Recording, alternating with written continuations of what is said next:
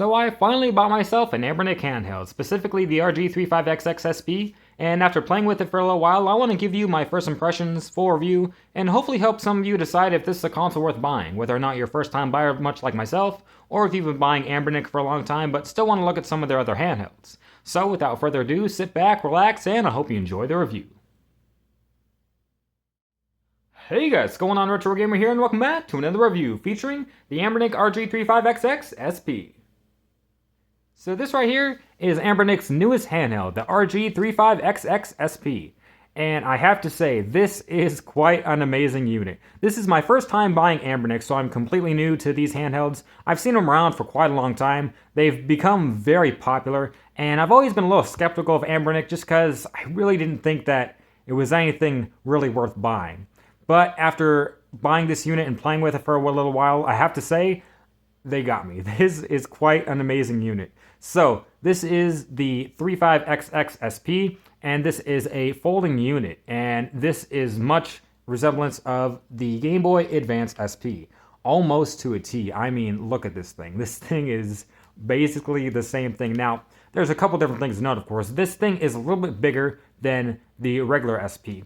If we open it up on the inside, especially with the screen, so the SP came with a 2.9-inch screen, which is fine. This is boasting a 3.5-inch screen, which might not sound big, but it makes a huge difference. And this is a little bit wider and a little bit thicker as well. If we look on the bottom, it's a little bit thicker and it's a little bit wider as well. And you might not think that that makes a difference, but it makes a world of difference. See, the SP, I don't like it because it's cramped. It's just a little too narrow. I don't like how small it is. Like, it's really good. It's a really good handheld, but it's uncomfortable.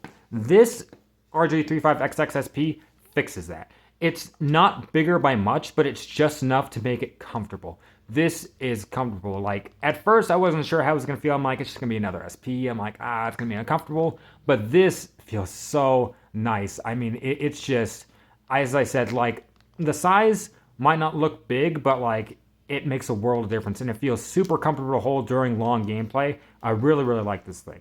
If we look at some of the other features, I mean, it has almost everything that the SP has. It has all of the D-pad, the buttons. It adds 2 more buttons, of course. Start and select. The button up here, which would adjust the brightness on here. This is now a menu button. And if we close the units, well, you see them on the bottom. It has the cartridge slot, but this one, has the two slots for the SD, and then a headphone jack, something that this didn't have back in 2003 and 2005.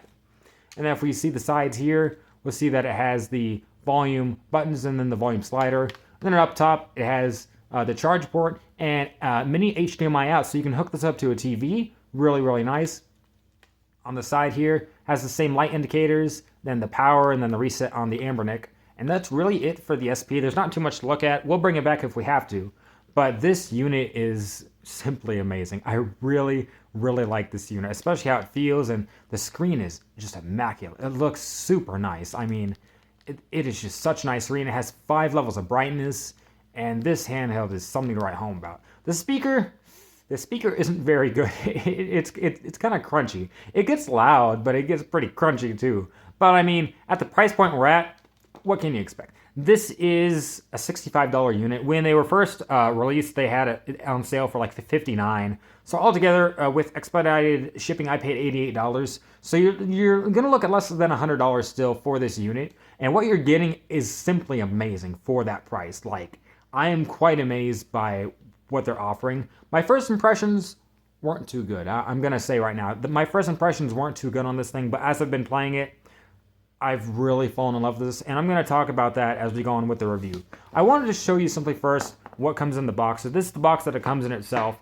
They packaged it really nice from Anbernic, and what you'll get first is on top of this tray, you'll have the unit itself, and it slides into this little plastic, and then it has some foam on top. So it keeps it protected, and as I said, they wrap the whole box itself really, really nicely. And then it just comes with a little instruction manual. I did have to use this for some things, as I didn't know how to operate this. This is my first time with an Anbernic. And then it comes with wipes and a glass screen protector as well. So that's really nice. I'm going to put this on after the review, but I wanted to show you that it came with that. And then it comes with a charging cable, just a standard USB-C cable. That's really, really nice. I mean, everything's moving to USB-C, but if you do not have one, then you will have one now to charge your Anbernic handheld. But since we've seen everything, let's turn on actual OS operating system, and we'll talk a little bit more about the Anbernic. I'm not going to go in full detail about things, because this thing's been out for a little while now, and there's many different review channels that spend 20, 30, 45 minutes reviewing this thing in depth. If you want to look at those, please, by all means. I'm just trying to show you simply the unit, talk about some of the emulation, and help you decide whether or not that this is something that you would like to buy. So we'll turn the unit on. It takes a little while to turn on, but once it turns on, it's good. And so a couple things I'll note real quick is, so you can hook it up to HDMI. You have to have a HDMI connector. This is the small HDMI, and then this is the part that goes to your TV, right?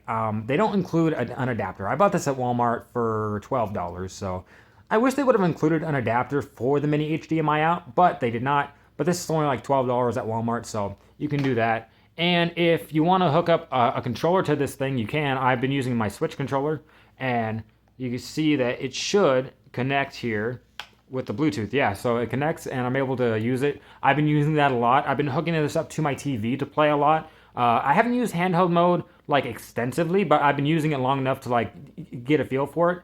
I really like it in TV mode. Handheld mode though works really good too. I haven't had any discomfort playing it for a long time. So this interface here, I was showing it to someone and talking to them about it, and I say it looks ugly. They kind of heavily disagreed and said it doesn't look ugly, but it looks very basic. I agree with that, but I still stand by my statement that it looks ugly. But this is the main interface, so you're going to have the game room, the RetroArch, favorites, history, search, the app center, and then the settings. This is where you're going to adjust all the screen brightness and the Wi-Fi and the Bluetooth and all that.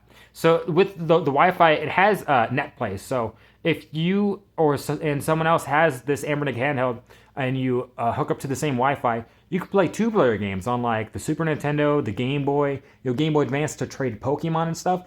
That's really cool. I didn't think that would have this, but as I said, I'm new to Anbernic, so maybe that's always been a thing, right? But that's really cool that you can hook up to Wi-Fi and play two-player games. That's really cool because this, of course, is modeled like an SP, but it doesn't have any like link port, right? So with the NetPlay, that fixes that, and that's a super neat idea. That's really innovative. I really like that option.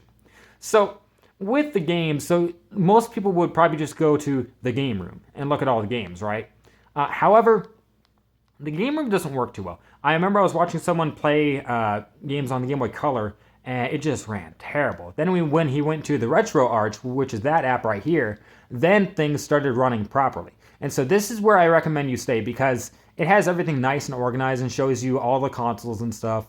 And the emulation it has is really impressive. It has the PlayStation Portable, the PSP, the Dreamcast, the PlayStation 1, and then it has the Virtual Boy, which, I mean, you don't get 3D, but if you've never played Virtual Boy, that's a good option. These down here I wasn't expecting. So the Mega Drive CD and the 32X CD, I don't have these. And that's really, really cool. I don't have these units yet, and I've been really wanting a Mega Drive CD or Sega CD if you're in the States. And I've been really wanting this. I still don't have one. I could buy one. It's not the smartest choice right now, but I could buy one. But now I have one, and I've been hooking up to the TV and playing it that way. It's super cool. Of course, you got Game Boy Color, Game Gear. I don't have a Game Gear either at the moment, so that's been fun to play in handheld mode. PC Engine, I do have that, but PC Engine CD, I do not have this, and I've been wanting to buy that too. A Neo Geo Pocket Color, I don't have that. I've been wanting to play it. The Wonder Swan, and it just has so many things here. The 64, the Nintendo DS. The Nintendo DS works, but you can't really touch the screen. And so here's where my first impressions come in. When I first saw this unit, and then when I actually got it, I was like, this is not gonna work. Like, the consoles that they're offering, like, take for example the DS. If it had a touchscreen, it would work fine, but this doesn't have a touchscreen, so I'm like, well, that's kind of useless. You can play some games, I mean, not all games. The Nintendo 64. If you're playing Ocarina of Time, where are you going to map the C buttons? I mean, you can map 2 to here and maybe 2 in the back, but then where are you going to put your Z button? I'm like, well, that's kind of garbage for a handheld mode. And then, in the PSP is going to kind of face the same thing. The Dreamcast is acceptable. It sucks not having a analog stick, but it's acceptable. It has enough buttons. PlayStation, that's fine. Most games didn't have an analog stick anyway, so that's more than fine. But some of these consoles, I'm like, well, how are you going to play these in handheld mode? But, the more I played it and the more I watched people talk about this thing, I realized that basically I was thinking too much of this thing at first. You can't go into this expecting to play these bigger console games. You have to go into this thinking that you're buying this for a Game Boy Advance games, and NES, Super Nintendo, and then all these other ones are just add-ons that you can play. Some of these higher-end consoles aren't going to run the greatest, but most of them, in my experience, have run completely fine. The Dreamcast ran fine. PlayStation, fine. PSP, that's where it starts to struggle. Some N64 games are also struggle too, but in general, N64 emulation has always been bad. We've always had really bad experiences with emulation for 64, so I'm not bashing this Anbernic. It's been bad for a lot of different console like handheld emulation things. It's always been bad. But you can't go into this thinking that you're going to play all these high-end games like through handheld. If you hook it up to the TV, it's great. I've been using it with the TV, and it's awesome. But in handheld mode with like the Dreamcast, it's acceptable. It works fine. PlayStation, fine. PSP, it's also fine, but it does start to struggle with emulation. N64, no, you're not playing N64 on this thing. I'm sorry. In handheld mode, you're not going to play N64. You can completely disagree, argue with me. Tell me in the comments how you've been doing with handheld mode with N64. You can make it work. I know that you can get by with it, but it's not ideal. But if you're buying this just as, a Game Boy, mainly for Game Boy Advance games and Game Boy, then you play these as add-ons, that's completely fine. I personally have been having a lot of fun with the Mega CD. I've been really enjoying that. I've been wanting to play games on there. PC Engine CD as well. And I've been playing these in handheld mode and on the TV. I think it works fine. I think it is a really good unit. My first impression that I said, they weren't the greatest. But, then as I started to play more with it and I got the feel of it and, I started playing with it more in handheld mode and also in TV mode, I genuinely feel like this is a good console. That Anbernic did really good. They got me. They nailed the size. It's not too big, but it's just big enough to be comfortable in your hands. And the emulation works really, really well. I think it works really well, especially for the price point that we're at. We're, less than $100. If you're looking to maybe only play Game Boy and Game Boy Advance games, I still stand by buying a Powkiddy V90. I reviewed that a while ago. I'll leave it up in the card, but the Powkiddy V90, if you're only looking to play Game Boy and Game Boy Advance games, that's probably the best option. But if you're looking to play Game Boy Advance, and some other features like NES, Super Nintendo, Sega Genesis, Mega CD, PC Engine, Dreamcast, this is the next best option. This really runs things well. In my personal experience, I haven't seen anything really bad. You're going to run into games that aren't going to run the greatest on some of these higher-end consoles. Yeah, you're going to run into that. But for the most part, I think it's completely fine. I think this is a really good handheld. It's at a great price.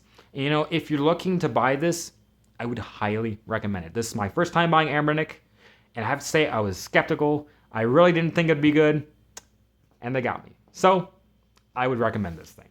But guys, that was my review on the Anbernic RG35XXSP. So guys, I'm RetroGamer. If you liked the video, please like, comment, and subscribe.